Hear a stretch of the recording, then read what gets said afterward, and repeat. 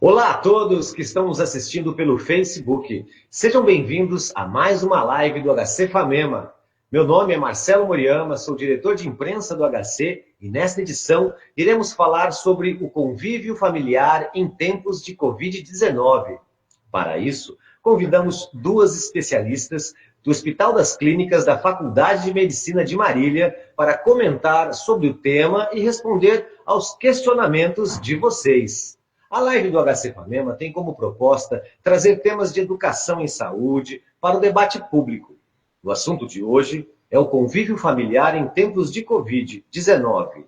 Vão conversar conosco sobre esse assunto a psicóloga Camila Hoppner Toledo e a psiquiatra Juliane de Souza Cavazana. Antes de começarmos, gostaria de convidar a superintendente do HC Famema, doutora Paloma Libânio, para dar as boas-vindas ao público presente e às duas convidadas de hoje. Boa noite a todos, sejam todos muito bem-vindos. Essa é a nossa segunda live e eu queria muito agradecer a presença de cada um de vocês que estão aqui conosco, participando.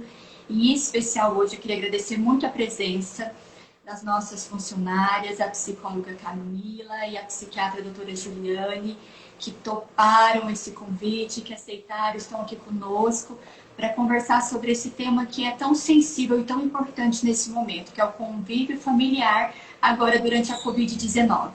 Acredito que todos nós estamos passando por isso, todos nós nas nossas casas estamos tendo que nos aprender, né? Aprender a conviver novamente com as pessoas, está tudo diferente. E aí vamos conversar um pouquinho mais sobre esse novo normal, sobre esse diferente. E eu espero que vocês aproveitem bastante, mandem perguntas, façam interação, comentem tudo que vocês quiserem. A gente quer que vocês interajam bastante com a gente. As duas profissionais estão aqui, ó, super atentas aqui, querendo responder todas as perguntas, tá bom? Aproveitem bastante a live. Um grande beijo a todos. É isso aí, muito obrigado, doutora, por suas palavras. E dando continuidade ao programa de hoje, vamos chamar as especialistas para uma rápida introdução sobre o tema. Logo, após os seus pronunciamentos, elas responderão as perguntas e dúvidas levantadas em nossa enquete nas redes sociais e pelos participantes da live aqui presentes. Gostaria, então, de convidar para fazer uso da palavra a psicóloga do HC Famema, a senhora Camila Hoppner Toledo. Camila é bacharel em psicologia pela Unesp de Assis, é especialista em saúde mental pela Famema e exerce a função de psicoterapeuta clínica e psicóloga na enfermaria psiquiátrica do HC1 e no Centro de Atenção Psicossocial para Álcool e Drogas, o CAPS-AD, do Núcleo de Gestão Ambulatorial, o NGA. Senhora Camila, é a sua vez agora. Ligue o microfone e pode falar. Olá, tá dando para me ouvir? Sim, Olá, pode falar. Boa tarde a todos, né? Primeiramente, obrigada, né, por essa oportunidade. É a minha primeira vez numa live, então eu fico grata, né, por este convite e esse espaço que me foi proporcionado aí pela Famema, por vocês, e principalmente porque é um assunto muito interessante, né, e que muitas pessoas estão se perguntando e estão angustiadas com o tema, né, que é a questão do convívio familiar em tempos de Covid-19. Então, a minha fala, ela tem uma proposta de levantar reflexões, né, acho que para a gente pensar junto depois no momento de discussão, né? Então, é uma fala que vai de encontro mais com os afetos, né? Com essa troca afetiva que eu estou propondo aqui para vocês na live.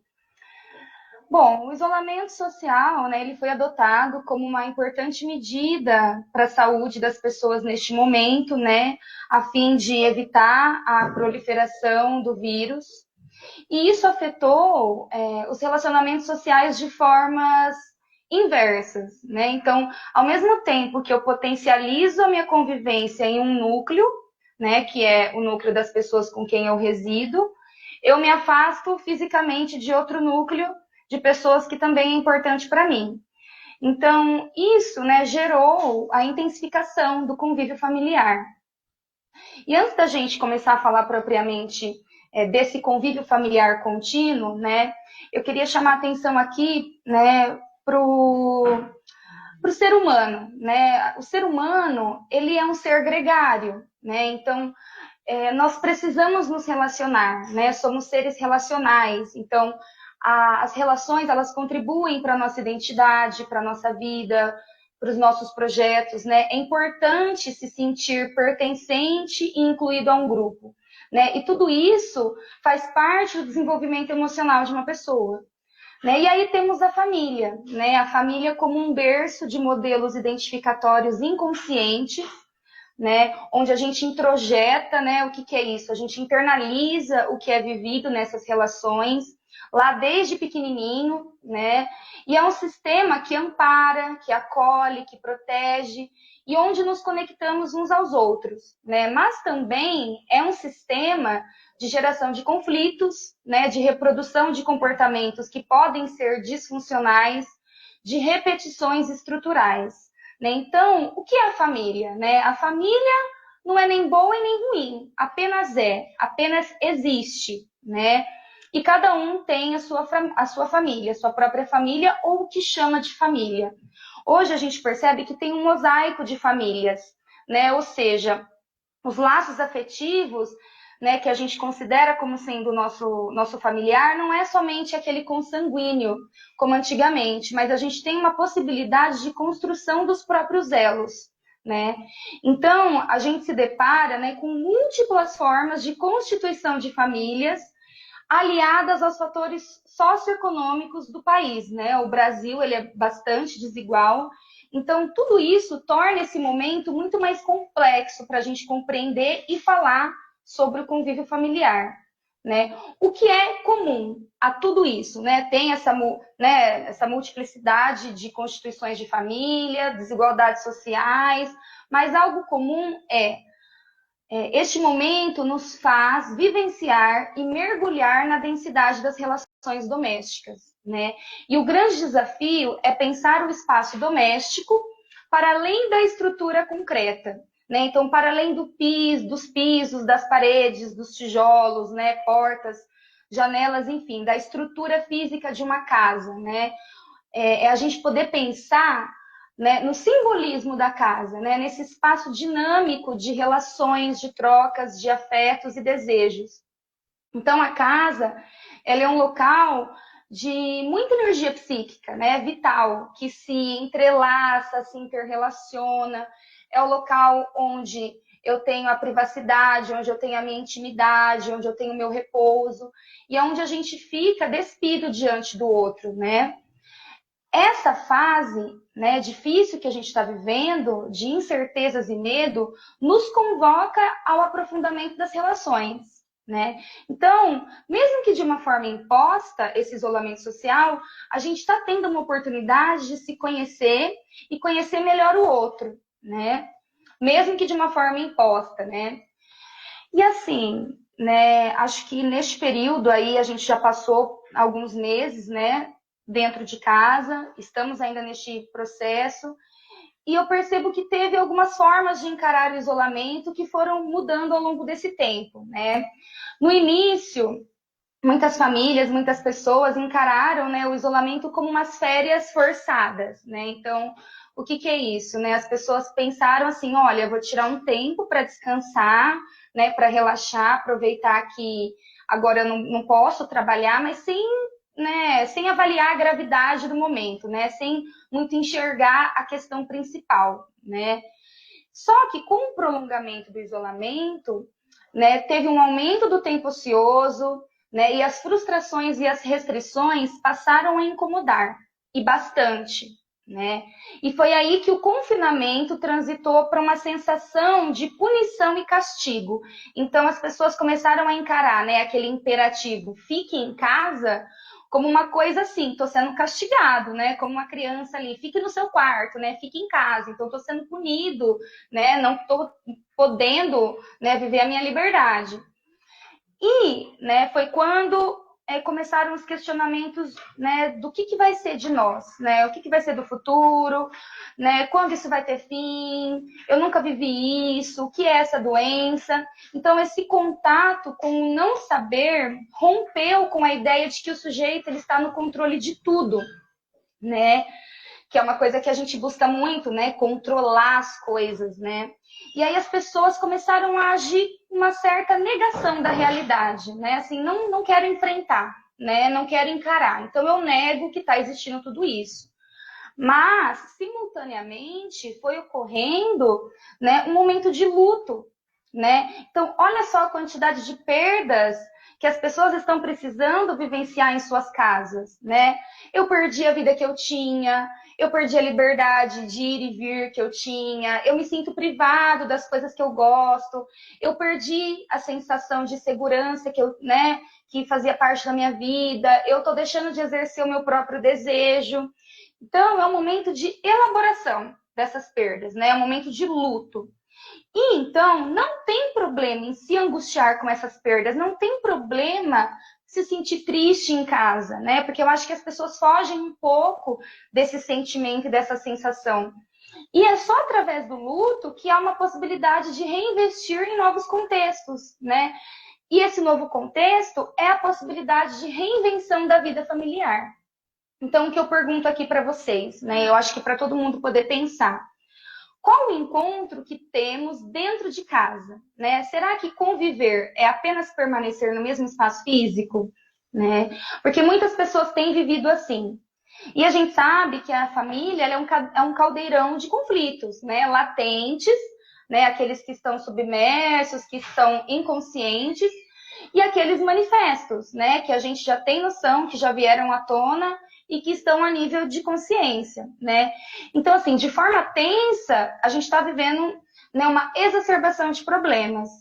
Só que esses problemas eles não são, né, advindos pela pandemia, como muitos acreditam, mas eles já nos acompanhavam antes. Só que eles estão sendo agora revelados, né? E aí o repertório social diminuiu. E com quem eu estou ficando a maior parte do tempo? Com os meus familiares, né? E tem um mecanismo de defesa, né, bem conhecido pelas pessoas, que a gente denomina, né, de projeção, né, um mecanismo de defesa inconsciente que os seres humanos aí usam, né, em maior ou menor escala, vamos pensar assim, mas que faz parte da vida. E é exatamente você não conseguir reconhecer aspectos que são seus, da sua personalidade, e depositar isso num outro, né? Então, assim, eu nego em mim para enxergar no outro, né? Algo que eu não aceito em mim, alguma dificuldade que eu não consigo encarar, e tudo isso é inconsciente. E quando a gente tinha um repertório social maior, a gente pode pensar que as projeções elas eram mais dispersas, ou seja, elas encontravam um número razoável de pessoas e situações nas quais incidirem. E hoje não. Hoje, o alvo principal das projeções é a família. O que, evidentemente, né, movimenta a turbulência de uma casa, né, por si só, porque então os membros familiares, nessa conjuntura atual, eles precisam, então, aprender a conviver, e são com eles, né, e são com essas pessoas que a gente confia, conflita e projeta, né? Então, assim, confrontos, mágoas, cobranças, tudo isso vai surgir nesse momento. Né? E não tem nada de errado nisso, porque eu acho que essa é uma revelação dos conflitos e dificuldades relacionais que estavam latentes, né? Então agora eu estou percebendo que existe um outro diferente de mim, né? Um outro que habita ali, que tem a sua individualidade, um outro que eu não experienciava de fato a sua rotina, o seu trabalho, os seus gostos, os seus hábitos, né? E aí a máscara, né, da rotina extrafamiliar cai e uma nova rotina intrafamiliar precisa ser construída, né? E essa rotina ela é autêntica, porque é algo que a gente nunca viveu antes, a rotina dessa forma que está. Então a gente está no momento de aprender a fazer a rotina e ao mesmo tempo revisar as relações que estabelecemos. Então, olha só, né, como esse momento é profundo, né? E aí a gente tem dois caminhos, né, que a gente pode seguir aí né, com este momento atual. Ou, né, vai ter uma precarização dos vínculos e possíveis rupturas, ou a gente trabalha para fortalecer essa união, né? E eu acho que a família tem essas escolhas, conscientemente ou inconscientemente. O que a gente pode fazer a partir de agora, né? Porque é fato que está tendo que haver uma reestruturação da vida familiar. Então, o que a gente tem percebido, né? Vou citar algumas coisas que eu tenho percebido que são recorrentes aí na maior parte das famílias.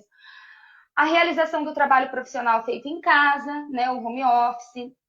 A terceirização do cuidado com a criança e com o idoso, né, que antes ficava nas escolas, nas creches, nas instituições de convivência, também cai por terra, porque agora a gente precisa, então, conviver com essas pessoas, assumir essas relações, né? Há um compartilhamento ou uma proposta de compartilhamento, né, porque não são todas as pessoas que estão compartilhando nem neste momento, mas há uma proposta de compartilhar as tarefas domésticas, né?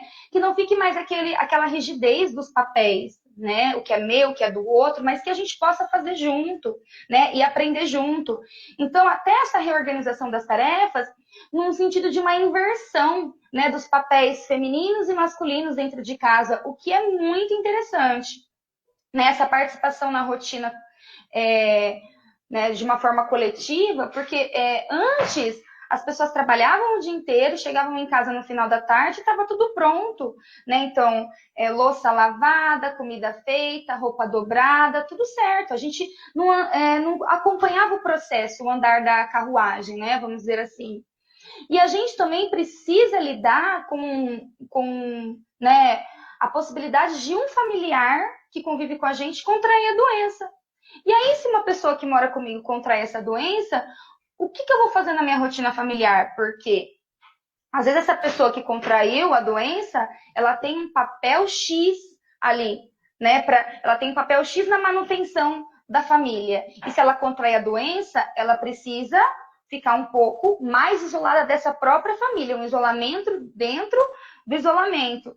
E aí, se eu fico rígida no meu papel, eu não vou conseguir fazer um revezamento desse papel que o outro, que agora está doente, precisa deixar de fazer, né? Então, olha só a importância do aprendizado e da valorização da função do outro, né? Para que quando alguém, se acontecer, né, a infelicidade de alguém da nossa família adoecer, que a gente possa conseguir lidar com isso de uma forma mais tranquila, mais madura, né? Outra coisa é a ausência de uma lista de coisas para fazer. Então, hoje a gente não tem mais aquela agenda lotada, né? A gente se sente num momento de não tenho, né? Minha agenda está vazia de compromissos, vamos pensar assim, fora de casa. Então, no mundo afora, eu não posso sair, eu não tenho compromisso no mundo afora. O que me obriga a pensar no que eu quero fazer, né? O que você quer fazer, né? Esse olhar para o mundo interno de cada um, né, e pensar a produção do novo, né, o que eu posso fazer aqui, agora, no meu presente, né, é algo que eu acho que, né, é uma experiência incrível que a gente pode viver nesse momento, porque a gente estava acostumado a viver uma rotina atarefada e achar que isso é vida, né? Então, a gente estava acostumado a precisar preencher o tempo todo, né? E isso, né, não era uma rotina criativa. Então, quando eu penso na produção do novo, eu tenho que colocar a minha criatividade para funcionar, né? Porque a criatividade, ela vai ao oposto de uma rotina desesperada e obsessiva, que é o que o mundo atual nos faz viver. Eu sei disso, né? Que a gente vive num mundo que está enlouquecendo as pessoas, um mundo imediatista, onde as pessoas precisam viver correndo, e a gente não consegue mais desfrutar de uma vida de uma maneira não apressada. Só que aí, no isolamento social, a gente começa a perceber que a gente não precisa produzir. A gente está precisando aprender a viver. Esse é o convite, né? Acho que outra coisa para a gente também comentar aqui, né, que eu pensei, né, pensei muito em casa sobre as diversas experiências emocionais do confinamento, né? Porque tem pessoas que moram sozinhas, né? Então, não é todo mundo que está numa família, em casa. Por exemplo, existem jovens que foram morar fora recentemente, que começaram a estudar, trabalhar, né? E estão completamente sós. ou com seus bichinhos de estimação, que é muito bom, né? Adotar gatinhos, cachorrinhos, mas que não tem as pessoas, né? E aí, então, as pessoas, elas, né, os jovens lá, vou começar um trabalho, uma faculdade, tava aquela expectativa de sair, conhecer um monte de gente e, né, aquela vida social louca. Não, só que não, foi frustrado, né? E precisou ficar lá, recolhido, né? Às vezes nem sabe direito fazer as atividades domésticas, está aprendendo, está tendo que aprender sozinho, né? Sem ajuda de ninguém. E os casamentos, que antes eles eram atenuados pela vida fora de casa, né? Então, assim, aquele casal, né, que passava o dia inteiro fora de casa e aí estava numa posição muito cômoda, né? Porque ficava um pouquinho mais junto ali no final de semana, no almoço com a sogra, e aí estava cômodo, estava um casamento feliz. Só que agora, essa posição de comodidade está se transformando numa posição de instabilidade, né? E aí a gente se vê precisando ter uma troca afetiva com o outro que eu me percebo distante, sem ter o subterfúgio de outras relações, né? Então, ou eu encaro ou eu encaro, né? E, né, acho que outro fenômeno também que vai ficar para depois da pandemia é o uso, né, da internet, o uso né, da tecnologia, como a gente está fazendo agora as lives, né, tão na moda, tão famosas. E aí, isso daí vai continuar. Eu acho que as pessoas vão ter que aprender a se apropriar desses meios de comunicação, porque mesmo pós-pandemia, né, vão ocorrer as relações virtuais, porque a gente não vai poder, quando liberei tudo agora, não aconteceu nada, vida que segue. A gente tem que entender e aceitar que não vai ter mais aquela vida normal. Ai, não vejo a hora de voltar ao normal. Não vai mais existir isso, né? Porque isso daí é voltar ao passado, então a gente vai precisar se adequar, né? Só que eu acho que o momento, né, então da gente começar a perguntar: como eu administro o cuidado comigo e o cuidado com o outro? O que faz sentido na minha vida? Por que eu fiz determinadas escolhas? Quem eu sou? Né? E com esse momento focado no presente, né, dessa pausa no tempo, né, como se fosse um congelamento, a gente começa a ter percepção, né, das minúcias, né, dos detalhes do cotidiano, sobre os hábitos de higiene, de alimentação, do cuidado com o lar, das preferências que eu tinha. Que horas que eu gosto de tomar banho? O que será que eu estava comendo? Eu estava me alimentando de fast food e nem percebia, né? Então a gente começa a ver as nossas prioridades, né, e quem a gente é.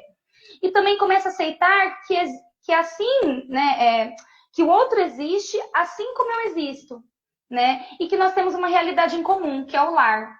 Então, mesmo que a gente não estava acostumado a conviver muito antes, a gente precisa repactuar novas formas de convivência, né? Ou seja, vai precisar inserir novos combinados, né? Novos contratos, vamos dizer assim, para restabelecer essa vida intrafamiliar.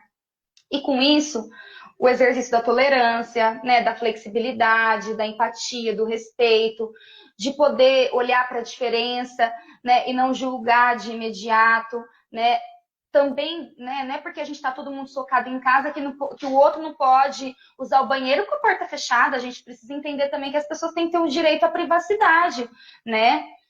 E também manejar a ambivalência afetiva, né? A ambivalência afetiva, que é quando a gente sente, né, aquela carga emocional de amor e ódio pelas pessoas que a gente se relaciona e que é tão natural e inerente às relações, né? Uma hora eu te amo, outra hora eu tô com raiva de você, outra hora eu não quero mais te ver, daqui a pouco eu já tô te abraçando, ou simultaneamente, né? E que isso faz parte, né? Que esses afetos, eles se duelam, mas a gente precisa lidar com eles, não negar, mas lidar para que um equilíbrio, né? Vamos pensar assim, né, seja instaurado aí na relação familiar, né?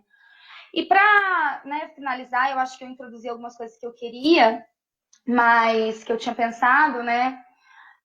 Alguns fenômenos que têm ocorrido, né? Que é o aumento do número de divórcios, né? Que eu acho que vai de encontro com essa questão, né?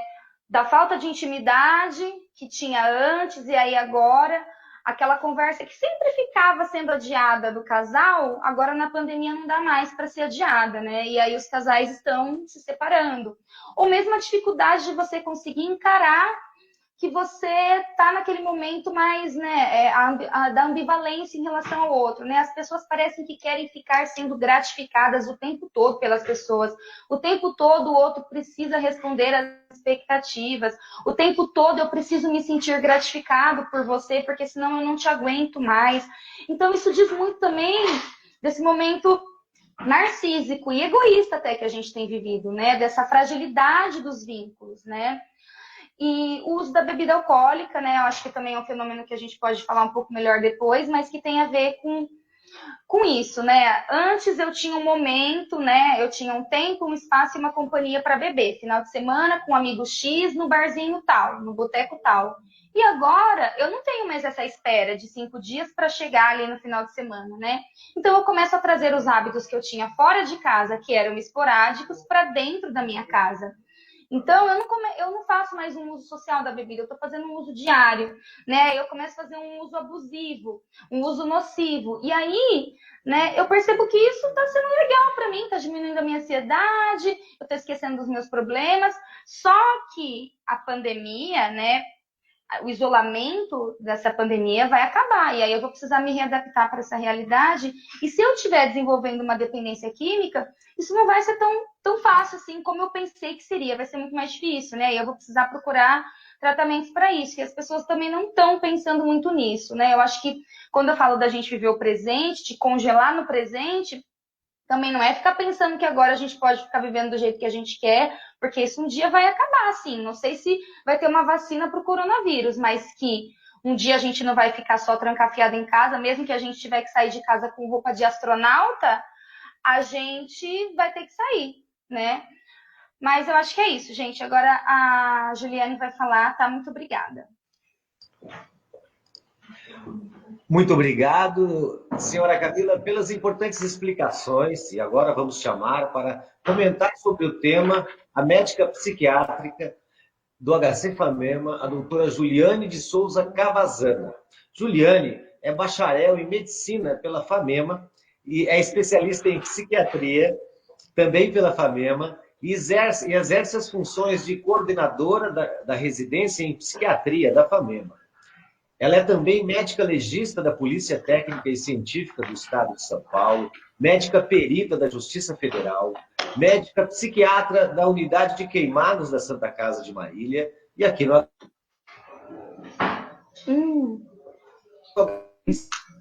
e na Urgência Socorro do HC1. Então, pode falar agora, doutora. Já é boa noite, né? Boa noite a todos. Vocês estão me ouvindo? Eu não consigo ver. Estamos sim. Pode continuar, doutora. Tá jóia. Agradeço também o convite para nós falarmos um pouco sobre essa situação e esse enfoque relacionado ao contexto familiar, que é tão peculiar e ao mesmo tempo comum a todos, né? Camila fez um apanhado geral, quase que não sobrou nada para eu falar, mas eu acredito que vou tentar fazer algumas contribuições relacionadas mais ao nosso cotidiano, às situações que nós temos vivenciado, já que a questão introdutória foi tão bem explanada pela Camila. Inicialmente, acho importante retomar um pouco a questão da pandemia em si e o que ela traz, né, para o ser humano, para todos nós, de uma forma geral, que é aquela sensação de insegurança e de ausência de controle, de um pseudo-controle, né, que nós acreditávamos que nós tínhamos em relação à nossa vida, nossa rotina, as nossas experiências, os planos, né, as viagens, as férias, que de repente precisaram ser canceladas ou até anuladas diante do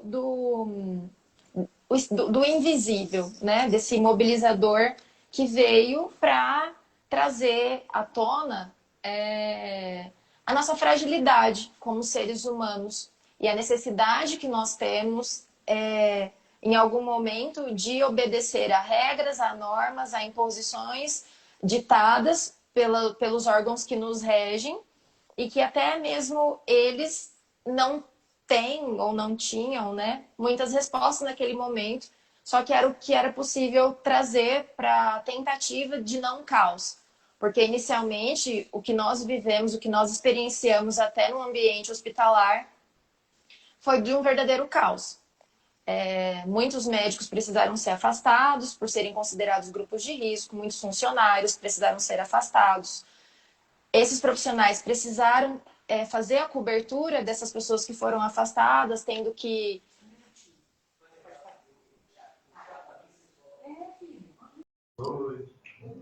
E retomando então a live do HC Famema de hoje, ao vivo é assim mesmo, né? Sempre com surpresas, mas para fazer esse suspense, para a apresentação da doutora Juliane. Pode falar, doutora.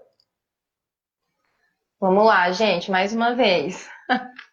Bom, então, o que eu venho trazer hoje para a gente falar em relação à pandemia e as questões que nós nos propomos a abordar nesse momento sobre as relações familiares, vem de encontro à questão do ser humano de uma forma individual e coletiva, né? O ser humano encontrando agora o seu momento de vivência em comunidade, né? Que ao mesmo tempo, porque nós temos dentro da mesma família, da mesma casa, pessoas de todas as faixas etárias, pessoas vivenciando diferentes experiências, que têm situações peculiares e particulares alteradas nesse momento, desde criança, adolescente, idoso, os adultos, né, que têm as suas atividades interrompidas, a maior parte deles, e isso tudo precisando ser revisto e interrelacionado novamente no ambiente doméstico. Desde o início da pandemia, todos nós fomos submetidos a incertezas e inseguranças. Muitos questionamentos, poucas respostas, nossos governantes tentando acertar, tentando encontrar soluções, formas, saídas, e assim nós também, né? Nós estamos vivendo um momento em que estamos precisando redescobrir formas de lidar com a nossa realidade, vivenciar a sensação e a experiência da ausência de controle, que fantasiosamente a gente acredita que tenha durante a nossa vida, e, portanto, a gente faz planos. Muitas pessoas tinham planos de viajar, de ter férias, alguns de ter filhos, outros de se aposentar, e tudo isso, de repente, precisou ser cessado, né? Por conta desse invisível que conseguiu paralisar globalmente todas as experiências humanas. A questão principal que eu percebo, tenho visto ser motivo de aumento de ansiedade de uma forma geral, a gente pode dizer que pode estar relacionado à questão da cerceação da liberdade, né? Um direito fundamental, imprescindível para a nossa vida, o direito de ir e vir, né? De frequentar não precisa cortar não, tá? Pode deixar. De frequentar lugares, de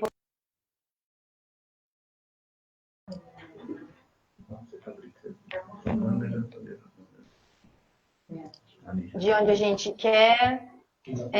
Então, tudo isso fez com que a gente passasse a precisar se reinventar e se redescobrir, né? Uma das coisas que mais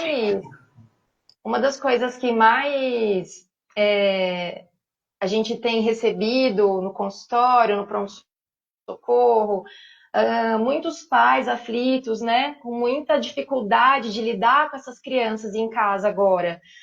Os pais fazendo home office em casa e a parte infantil dessa, o homeschooling, acontecendo ao mesmo tempo, que são as aulas online.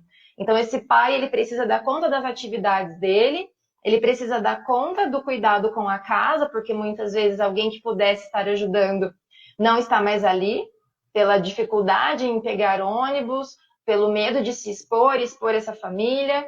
Então, novas atividades precisaram, né, ser desenvolvidas e desempenhadas por essas pessoas, e essas crianças, esses adolescentes estão em casa fazendo as aulas online.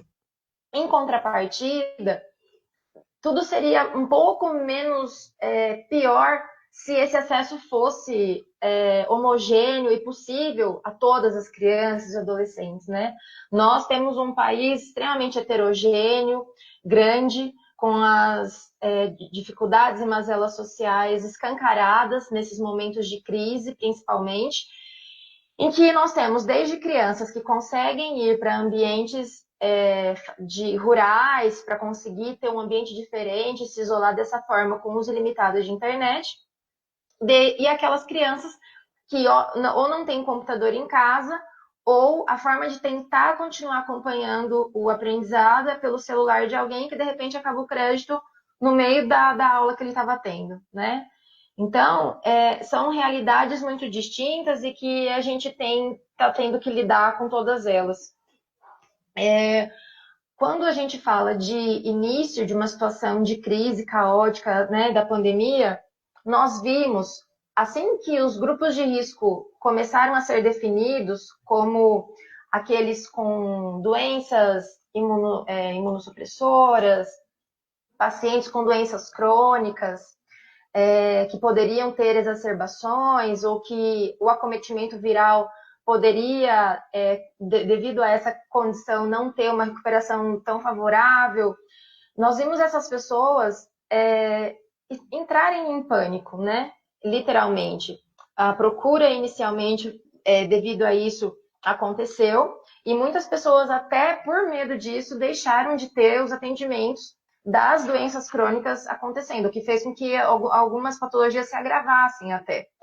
Então, os idosos que já, desde o início, já foram considerados grupos de risco, cada vez mais isolados, cada vez mais impedidos de frequentar lugares que para eles eram ambientes até de lazer, além de professar a fé deles, como as igrejas, feiras, farmácias, enfim, tudo isso foi cerceado, né?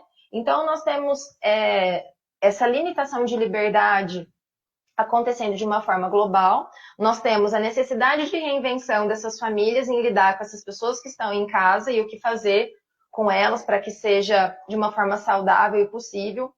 E, infelizmente, as mazelas que antes, né, aconteciam de forma mais oculta e de forma menos expressiva, passaram a ter os números crescentes também, em relação à violência doméstica, ao aumento da procura, né, das mulheres para os exames de lesão corporal, devido à Lei Maria da Penha.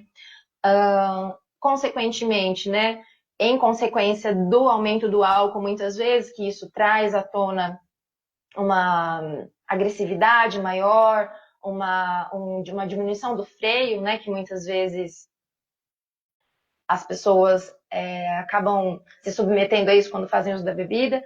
Então, tudo isso, mesmo que de forma individual, acaba indo para o ambiente familiar e essa família tendo que dar conta de tudo isso nesse momento. Então, apesar de todas essas coisas, eu acho que também de fundamental nós temos hoje a visualizar, né, a importância de dizer a quem se ama que se ama, a importância de conseguir comunicar os nossos afetos positivos, porque a gente não sabe até que ponto, até quando essa pessoa vai estar do nosso lado. Nós não temos respostas para isso. E também vejo que a longo prazo nós teremos saído mais fortes dessa situação, né? Acho que existe um comprometimento e uma contribuição de cada elemento da família para que a gente consiga sair melhor de tudo isso. Eu acho que, diante dessas interferências todas, eu tive um pouco de dificuldade para a gente conseguir juntar tudo, né, e falar o que eu tinha selecionado para falar para vocês. Não quero me prolongar muito, senão vou ficar muito repetitiva dentro do que a Camila já colocou. E a partir de agora a gente está à disposição para as dúvidas, as perguntas e aquilo que a gente puder contribuir para a vida de vocês, de acordo com a nossa experiência, né, nosso conhecimento, para tornar isso talvez uma experiência não tão pesarosa como tem sido até agora. A gente ainda está em vigência da pandemia, nós não sabemos quando que isso acaba, mas estamos à disposição. Muito obrigado pelos esclarecimentos, doutora Juliane. E concluída a introdução sobre o tema de hoje, convívio familiar em tempos de Covid-19, vamos agora às perguntas dos internautas. Quem ainda não formulou suas questões, dúvidas sobre o tema, podem enviar suas perguntas pelo chat do Facebook. Participem, tirem suas dúvidas e aproveitem a presença aqui das especialistas no assunto. A primeira pergunta é: como devemos lidar com as crianças no dia a dia dentro de casa? Existe uma lista de afazeres, uma fórmula mágica para garantir a sanidade de todos durante a quarentena? A senhora Camila poderia responder? Ou também... Acho que a Ju pode complementar. Complementa a doutora Juliane, então. Você quer que eu responda e você comenta um pouco depois, Ju? Pode falar, Camila. Tá, gente, mas assim, olha, não tem uma fórmula mágica, tá? Então, algumas coisas que a gente pensou, né, inclusive em conversa com a Juliane, porque essa pergunta é muito comum, né? Muitas pessoas vêm perguntar pra gente nesse momento. Então, como estabelecer a rotina, né, neste momento para as crianças?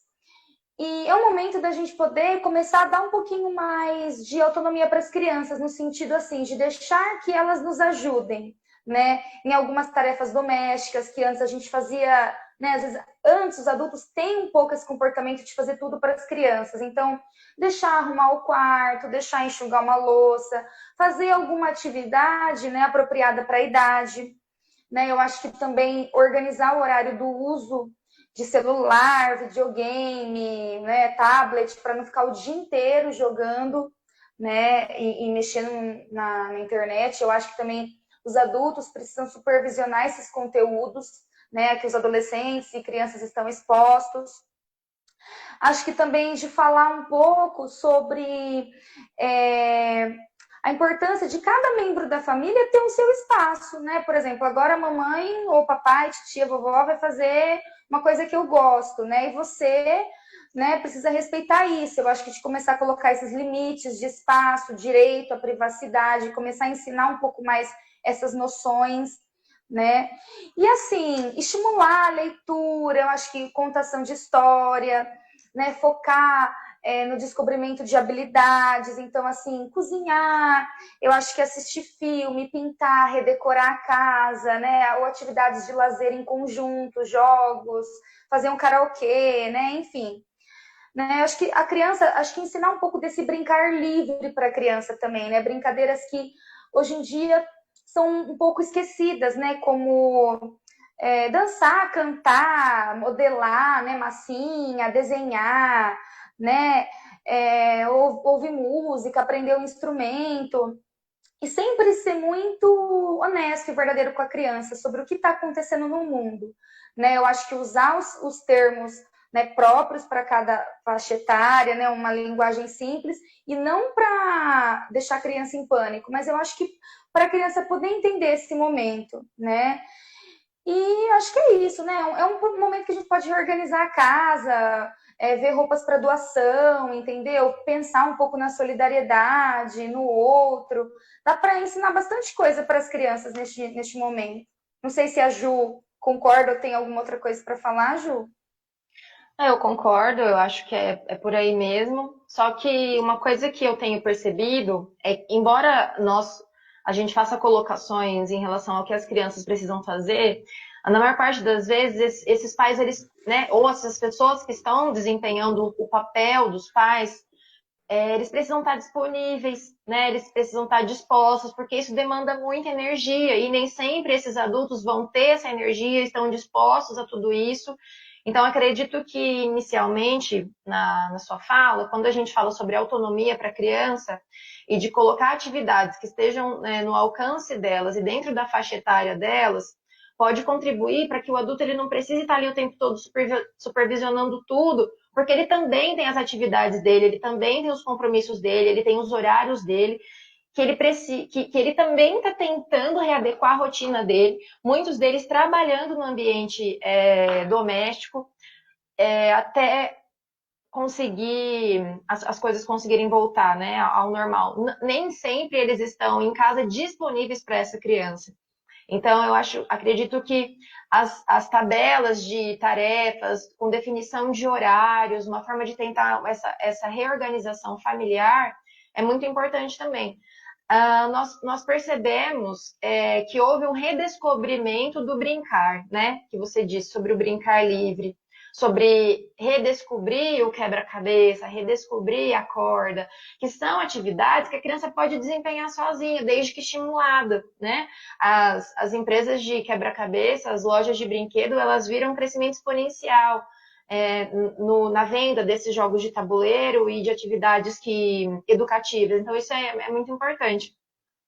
Mas eu acho que é isso. Acredito que desenvolver a criança passar a participar do ambiente familiar, também desempenhando as tarefas do lar, vai contribuir para os ganhos futuros e para o desenvolvimento dela a longo prazo, no sentido de conseguir se virar, no sentido de ser mais independente, quando elas, né, muitas vão até querer morar fora, estudar fora, e isso vai ter sido cultivado, começado já dentro de casa, como um ponto positivo que essa pandemia pode trazer.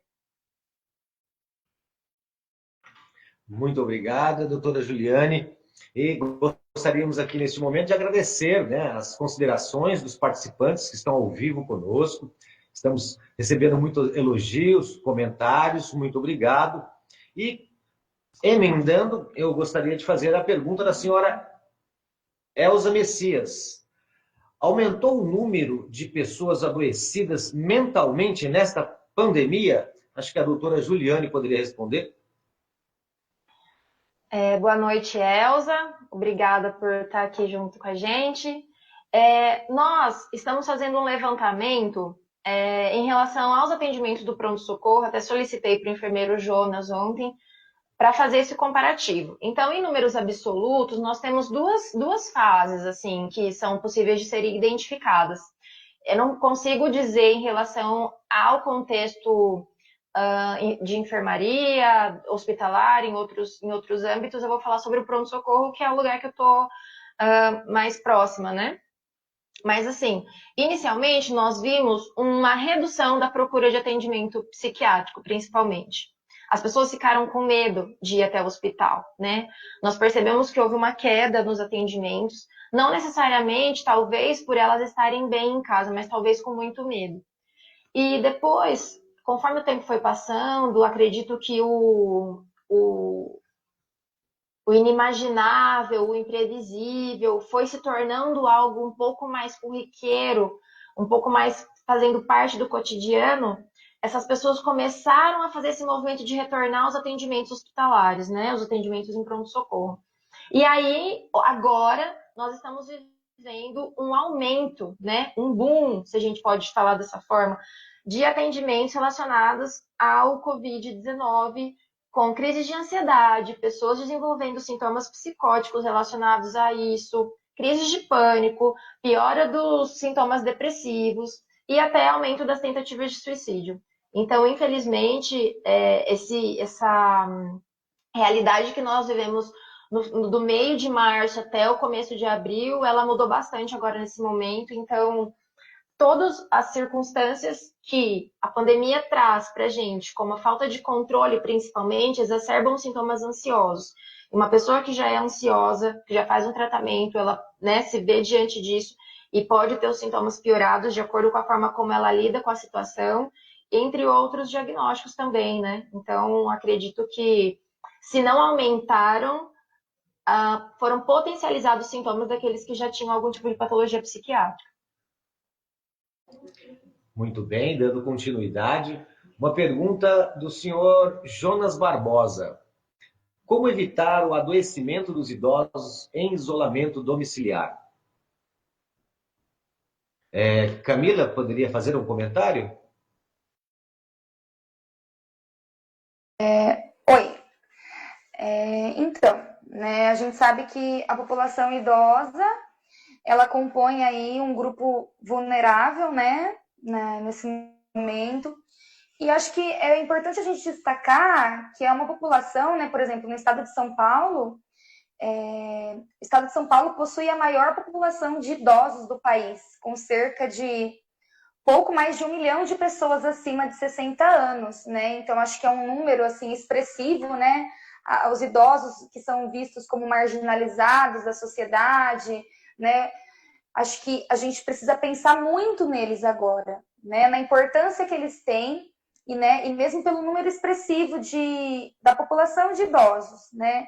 E como a gente pode minimizar os impactos, né? Com a saúde mental, né? Dessa população? Acho que sempre poder pensar em incluir esse idoso, né, dentro de casa, né? Ou seja, envolver esse idoso na rotina familiar, né, que ele possa se sentir pertencente, né? Principalmente aqueles que costumavam passar muito tempo fora, né, em instituições de convivência, que eles possam ficar, né, se sentindo inclusos, né, neste novo momento. Acho que também estimular atividades, né, manuais, como pintura, crochê, né, então artesanatos, fazer ali junto com o idoso, proporcionar esses materiais para o idoso.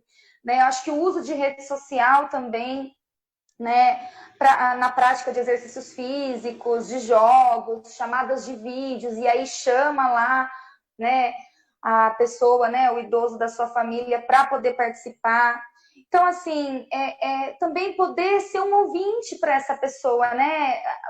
Os idosos, eles gostam muito de contar a história da vida deles, né? Eles gostam desse acolhimento. Eu acho que de pegar aquele álbum antigo de fotos e poder rever isso e relembrar os momentos vividos, assistir os vídeos da família, né?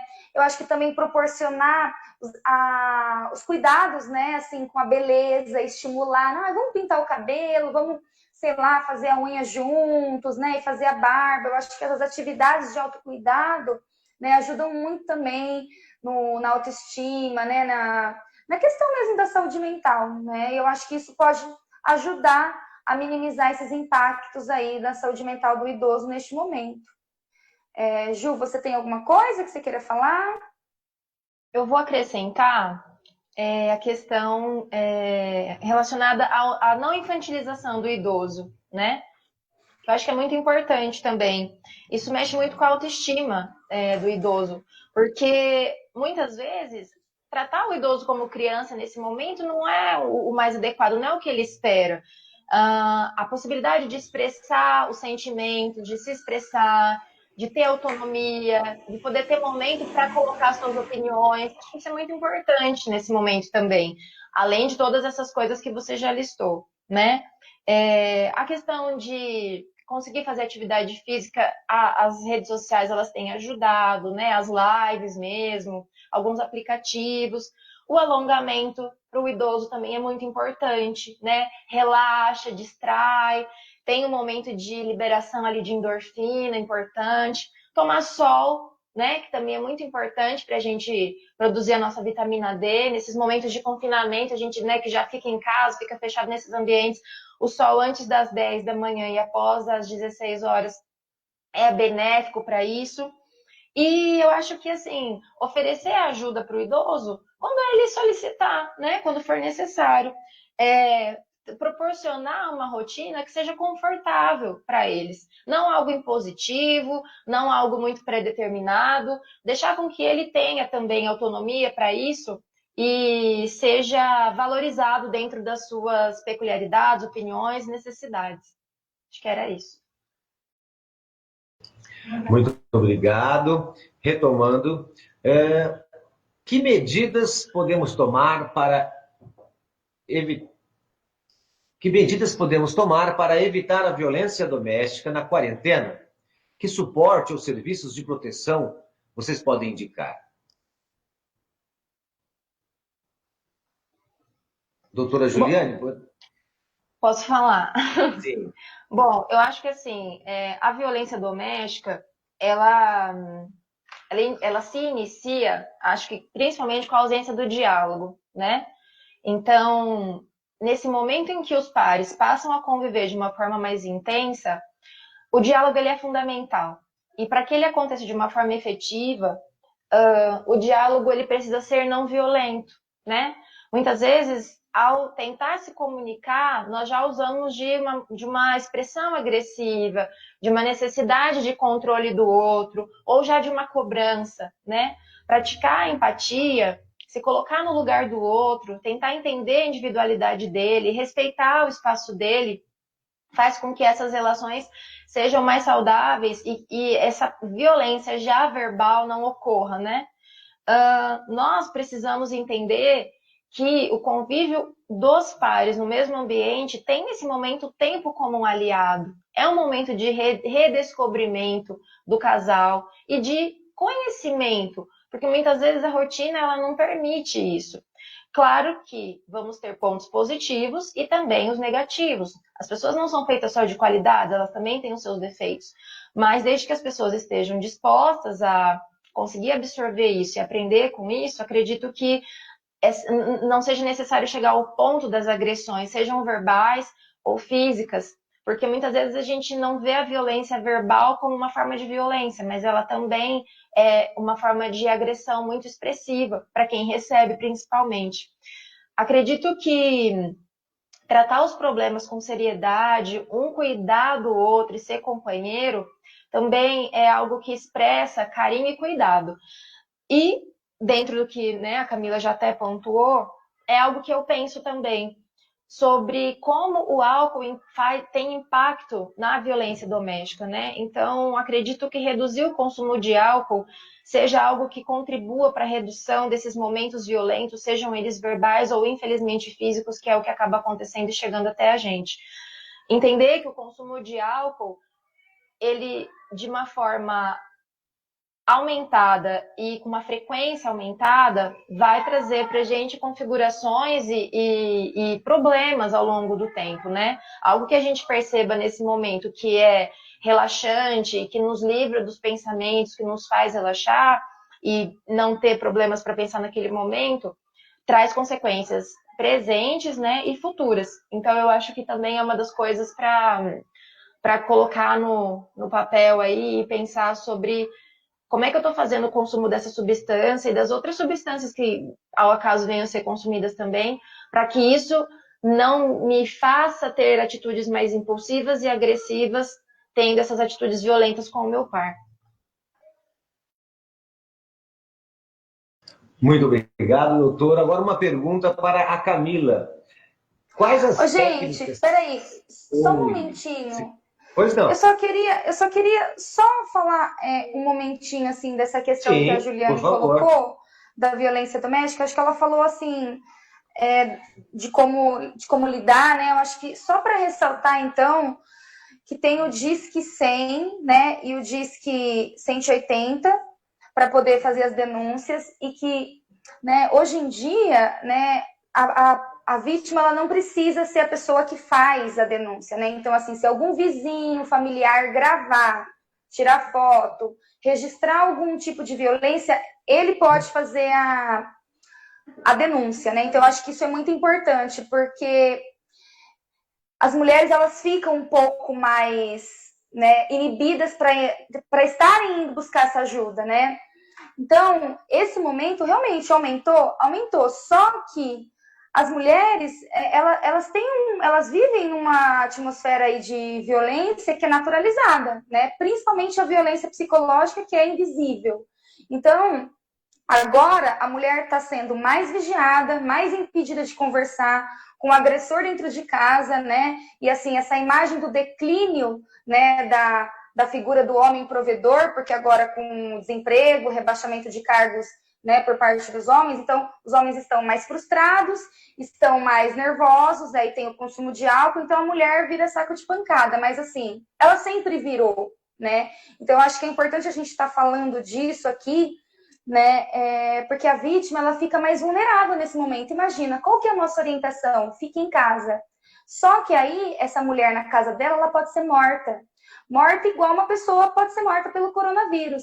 Então, eu acho que as políticas públicas, elas devem muito agora se mobilizar com abrigo, se fortalecer com formas de denúncia e de acolhimento dessa mulher de forma mais imediata, né? Porque não dá para a gente reafirmar, o profissional de saúde reafirmar para essa mulher ficar em casa, sendo que na casa dela ela está sofrendo agressão. Então, acho que é uma coisa para a gente poder pensar, né? E usar os telefones, né? O Disque 100, 180, também tem o 188, que é o do Centro de Valorização da Vida, que também funciona como um apoio emocional e prevenção ao suicídio, né? Só para a gente deixar um pouco isso registrado, que eu acho que é importante. É importante, e só para acrescentar, que eu não me ative à necessidade já da pergunta de solicitar quais seriam os meios, né, de pedir ajuda. Os boletins de ocorrência, grande parte deles agora pode ser feito online também. Então, isso é uma situação nova que nós estamos vivendo. Antigamente, havia necessidade de ir até a delegacia fazer o boletim de ocorrência, e agora, né, como a Camila falou, é uma ação, não precisa de representação, então a vítima ela não precisa ir até o local. Mas, independente disso, a questão de não ir à delegacia e ter a possibilidade de ser feito isso online também vai fazer com que a gente tenha uma maior chance dessa mulher ser ouvida, ser atendida e ser olhada, né, dentro dessas possibilidades de violência, sejam elas psicológicas, verbais, físicas, enfim. Perfeito, muito obrigado. Estamos chegando ao fim do programa e a última pergunta é: quais técnicas que podemos utilizar para diminuir a ansiedade e a aflição nesse tempo de pandemia e quarentena? Quem poderia fazer o comentário? Senhora Camila? Opa, Olha, deu certo? Deu certo. Gente, eu acho que a ansiedade está meio generalizada, né? Está coletiva. Só que eu acho que o que dá para a gente fazer, né? Primeira coisa, o uso exagerado de redes sociais, né? Pode criar, né? Uma dependência nesse momento. Então, assim, a rede social, ela ajuda, mas também não dá para ser algo desenfreado, né? O que eu percebo que está causando muita ansiedade nas pessoas é os telejornais, né? Ou aquela pessoa que fica bitolada o dia inteiro, ela só consegue fazer isso, fica vendo notícia de corona, de covid, o que aconteceu, em 1 minuto atualizou, a pessoa já sabe. Então, assim, não precisa disso, né? Eu acho que isso daí incrementa a ansiedade, né? Então, assim, o medo de estar perdendo informações novas, né? Então, a pessoa passa a viver em função de corona. O que eu sei do vírus, né? Então, eu acho que isso tem agudizado, eu acho que parar um pouquinho, né? Olha, eu vou ouvir 1 hora de notícia, né? Eu acho que dá uma delimitada um pouco, né? Eu acho que ter uma rotina, então, planejada, mesmo ficando em casa, não vai acordar e ficar o dia inteiro de pijama. Eu acho que dá para você colocar coisas para fazer. Pode ser um dia eu faço isso, um dia eu vou aprender uma receita nova, um dia eu vou fazer uma meditação. Uma meditação, tem vários vídeos aí no YouTube para fazer. Então, assim, acho que meditação, alongamento, coisas assim que mexam com o corpo, né? E esse planejamento, né, diário, acho que é muito importante, né, nesse momento, para poder amenizar a ansiedade. Não sei, Ju, se você pensa, né, psicoterapia também, né, e no caso, se a ansiedade estiver muito disfuncional, né, para a vida da pessoa, é o caso de buscar uma ajuda especializada, mas também a gente não pode deixar passar que não é porque a gente está vivendo num momento de ansiedade coletiva que todo mundo vai precisar ser medicado, né? Então, a gente também precisa criar recursos internos para poder aguentar essa situação, né? Que não seja medicação, né? Ou que não seja uma ajuda especializada. E você, Ju, o que você acha? Eu acredito que existem, nesses momentos, retomar atividades que nos tragam experiências emocionais e afetivas positivas são muito importantes. Então, relembrar o que você gostava de fazer, do que você gostava de brincar quando você era criança, o que te traz, né, de tranquilidade. e fazer aquilo novamente. Às vezes era costurar alguma coisa, às vezes era montar um quebra-cabeça. A leitura é sempre muito bem-vinda. Acredito que ela é um convite para a imaginação e muitas vezes para a gente sair um pouco desse momento de realidade conturbada e indefinida. As técnicas de respiração também, né, existem as respirações diafragmáticas, em que a gente faz uma respiração contrária, expandindo o abdômen no momento da inspiração e encolhendo ele quando a gente exala, concentrando nisso. Nós temos resultados bons até em situações de procura de ataques de pânico no pronto-socorro. E tendo esse momento assim de olhar para si mesmo, né? De voltar para a sua essência e aproveitar, tentar tirar proveito disso. Nós temos os pontos negativos a serem considerados, nós perdemos muitas coisas, todas as esferas foram afetadas e estão sendo afetadas, sim. Só que dentro do micro, a gente pode evoluir para o macro. Existem mudanças satisfatórias e introjeção de novos hábitos, que se nós conseguirmos fazê-los agora e mantê-los, a longo prazo, essa pandemia vai mostrar para a gente que a gente vai ter saído dela mais forte, se conhecendo melhor, tendo retomado hábitos e experiências que nos faziam bem. E eu acho que, a partir disso, a gente pode construir uma nova história depois dessa crise, né? Como a gente fala que depois de toda tempestade vem a bonança, é nisso que eu acredito. Muito obrigado, doutora Juliane. E, infelizmente, estamos chegando ao fim do programa. A gente gostaria até de agradecer a participação de todos. Nós estamos recebendo muitas manifestações, questionamentos, inclusive uma indicação de tema para as próximas lives, que é, por exemplo, esta da situação de vulnerabilidade das mulheres durante a pandemia. Nos aguardem, participem e estaremos aí, então, na sequência, respondendo todos esses questionamentos feitos online pelo Facebook.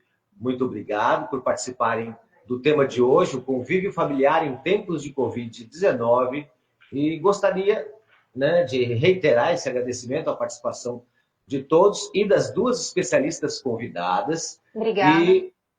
Muito obrigado. E gostaríamos agora, então, de agradecer a todos, toda a equipe de apoio. Esperamos vocês na próxima live. E nesse momento, então, estamos encerrando esta transmissão. Desejamos a todos uma excelente noite, uma semana produtiva e até a próxima live do HC Famema. Um abraço, tchau! Tchau, tchau!